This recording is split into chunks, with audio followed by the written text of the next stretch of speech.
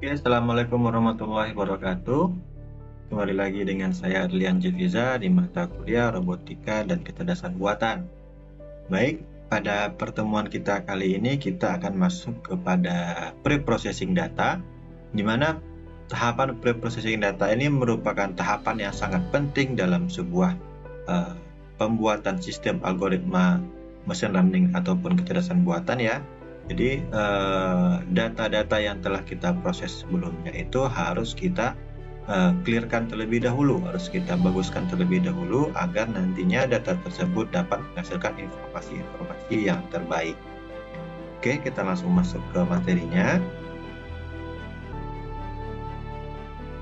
Di sini ada beberapa konten yang akan kita pelajari pada kali ini, yaitu menjelaskan definisi pre-processing, menjelaskan kenapa pentingnya pre-processing, tahapan pre-processing, dan demo processing data.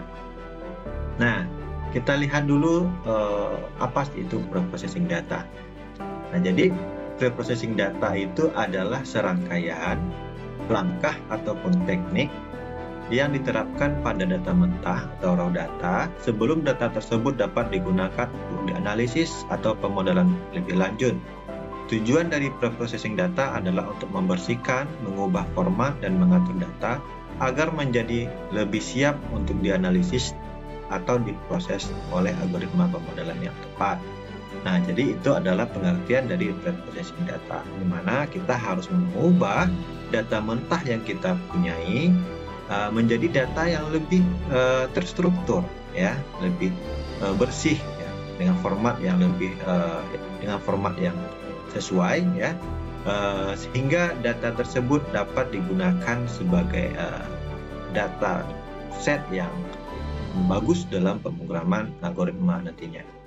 Oke, jika kita lihat pada alur tahapan ini, ya, di mana data itu pertama akan melakukan yaitu selection, ya. Data itu ada banyak sekali data yang terdapat di sebuah database. Diambil selection ini tujuannya itu adalah mengambil data-data yang digunakan sebagai data yang akan diprediksi. Nah, langsung ada tahapannya pre-processing, ya. Pre-processing data itu prosesan awal dari data agar menghasilkan data yang lebih baik. Lanjut ada di transformasi, ya, menjadi data transformasi. Lanjut ada data mining, ini menjadi sebuah pola, ya, data pola, dan dievaluasi sehingga menghasilkan yang namanya knowledge. Nah, ini adalah alur dari tahapan machine learning, ya, di mana alur data itu diproses mulai dari database, masuk ke target data, menjadi data pre-processing, menjadi transforman data, menjadi pola, dan menjadi sebuah knowledge nantinya. Oke. Lanjut, kenapa pentingnya pre-processing, ya? Jadi dalam pre-processing itu kita perlu membersihkan data, ya. Membersihkan dari apa? Ya, mungkin terdapat data-data noise, data-data lonjakan sensor misalnya seperti itu. Nah, data-data yang tidak berkualitas tersebut, ya, perlu kita hilangkan, ya, sehingga data kita menjadi bersih. Nah, yang kedua, meningkatkan kualitas data, ya. Jika data kita memiliki data yang missing, ya, misalkan data yang jadi lonjakan, itu akan mengakibatkan kualitas dari hasil algoritma yang kita susun nantinya akan mendapatkan nilai yang kurang bagus, ya.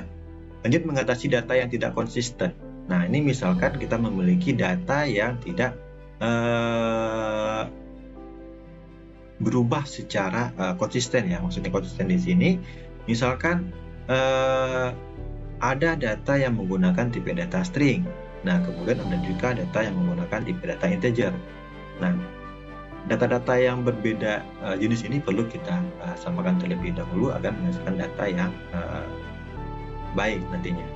Lanjut, mengurangi dimensi data. Nah, tujuannya ini adalah dengan adanya menghilangkan data yang missing, ya, mungkin itu akan mengurangi dari jumlah datanya. membuat bagi pemahaman data dan meningkatkan performa pemodelan. Nah, itu adalah tujuan akhirnya, di mana dengan data yang kita miliki adalah data yang terbaik, maka akan meningkatkan performa pemodelannya. Nah, di sini contoh dari pembersihan data ya, misalkan di sini adalah data ya, dihilangkan ya data-data yang kotor ya, sehingga menghasilkan data yang bagus. Lalu ada integrasi data ya, misalkan data-data ini kita ulang ya, menghasilkan data yang lebih bagus. Transformasi data, misalkan ini datanya ada nilai minus ya, ini nilai minusnya kita ubah menjadi bilangan berkoma sehingga semua datanya berada pada nilai positif. Reduksi data, misalkan ini ada data sebanyak 2000 ya, kita hilangkan datanya ya, misalkan dari 2000 kali 126 kita reduksi, kita kurangkan menjadi 1456 kali 115. Itu adalah contoh. Nah, jika kita lihat definisinya ya, pembersihan data itu menghilangkan outlier ya, atau mengenali outlier ya, menghaluskan noise ya, menghilangkan nilai-nilai ya, memecah ketidakkonsistenan data, itu pada pembersihan data. Untuk integrasi data itu banyak database ya, misalkan berbentuk kubus data ataupun bentuk lain. Transformasi data yaitu normalisasi dan agregasi ya. Lanjut, redaksi data mendapatkan representasi yang direproduksi dalam volume, tetapi menghasilkan hasil analitikal yang sama atau mirip. Terakhir, diskritisasi data bagian dari reduksi data, tetapi dengan kepentingan khusus, terutama data numerik. Nah, sekarang kita akan lihat contoh data ya, di mana data ini perlu kita lakukan preprocessing. Contohnya di sini kita punya data country ya, asal ya, itu ada usia, yaitu ada gaji dan purchasing, apakah diproses atau tidak. Di sini ada dua data yang missing, yaitu data pada Jerman, usianya 40 dan gajinya kosong, ya, tapi diproses. Nah, di sini ada data dari Spanyol, usianya tidak diketahui dan gajinya sebesar 552.000. Nah, sekarang kita akan coba mempraktekkan bagaimana cara mensimulasikan preprocessing ya, khususnya di sini adalah mengisi data yang hilang ya, menggunakan Python pada Google Colabs. Oke, kita langsung masuk ke contoh datanya. Terlebih dahulu kita harus punya data ini dalam bentuk CSV ya, sehingga nanti kita hanya panggil file tersebut. Oke, kita lihat di sini, kita masuk ke pemrosesannya, sudah masuk ke Google Colabs ya. Di sini datanya sudah masuk data CSV. Kita mulai mengentrikannya ya. Yang pertama itu kita importkan dulu library-nya. Nanti yang kedua kita membutuhkan library matplot ya, untuk plottingnya nanti. .pyplot SPLT ya. Lanjut ada import pandas as PD ya, kita jalankan. Lanjut kita masuk ke baris baru, kita panggil data yang ada di sini ya, dataset. Kita ambil read CSV ya, kita masukkan namanya adalah data.csv ya. Lanjut kita data yang tadi kita pecah ya, dalam bentuk dua data ya, data X dan data Y.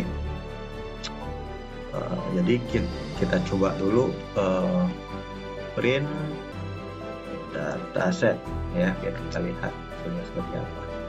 Nah, ini kan adalah data yang sudah masuk ke pemrograman kita. Kita akan bagi data ini menjadi dua. X itu adalah country, X dan salary. Y adalah class targetnya, yaitu purchase. Nah, kita panggil X, kita masukkan menjadi dataset. Di lokasinya itu ada pada semua data yang kita ambil dari awal sampai satu baris terakhir ya, berarti kita ambil pada salary ya. Jadi ada 3 kolom yang kita ambil. Jadi values. Lanjut ada kita ambil yang Y ya. Variabel Y-nya kita ambil dataset ini, terus kita ambil datanya adalah data yang terakhir saja, yaitu data pada purchase ya.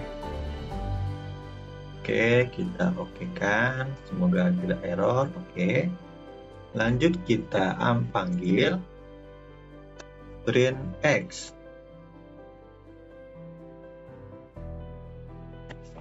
Oke, nah maka akan muncul datanya. Nah di sini kan masih ada nih data yang error, yaitu data pada Spain dan pada Jerman, Sinen ya. Nah nanti kita lihat dulu data pada Y, apakah sudah ada datanya atau tidak. Oke, datanya sudah masuk ya. Oke, lanjut kita panggil perintah untuk mengganti nilai yang hilang ini, nilai missing value ini, dengan bisa menggunakan nilai median, modus ya, atau nilai rata-rata. Oke, kita coba dulu menggunakan from scikit-learn ya, dot input. Nah ini kita menggunakan perintah import. Kita masukkan import simple inputter. Oke, lanjut inputter sama dengan simple inputter. Yang kita ambil adalah missing values adalah berupa name. Dengan strategi ya, kita ambil nilai dari mean-nya, rata-ratanya. Oke, inputter kita fitkan ya, kita kembalikan lagi pada data variabel X ya, dimana kita ambil untuk data pada kolom 1 sampai 3. Oke, nah maka sekarang data pada X, variabel X ya, adalah data 1 sampai 3 merupakan data dari inputter transform ya, dari data X yang telah diproses tadi.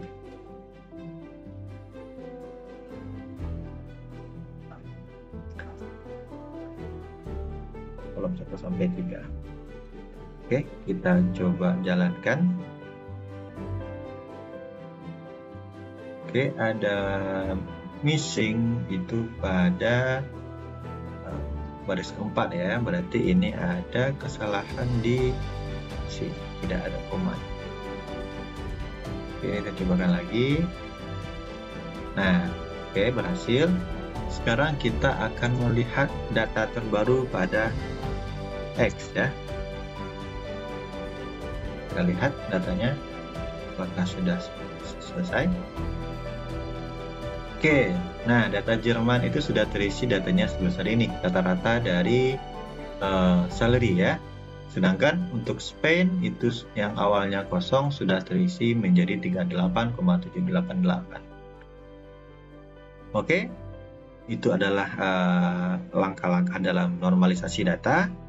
Terima kasih telah mengikuti videonya. Assalamualaikum warahmatullahi wabarakatuh.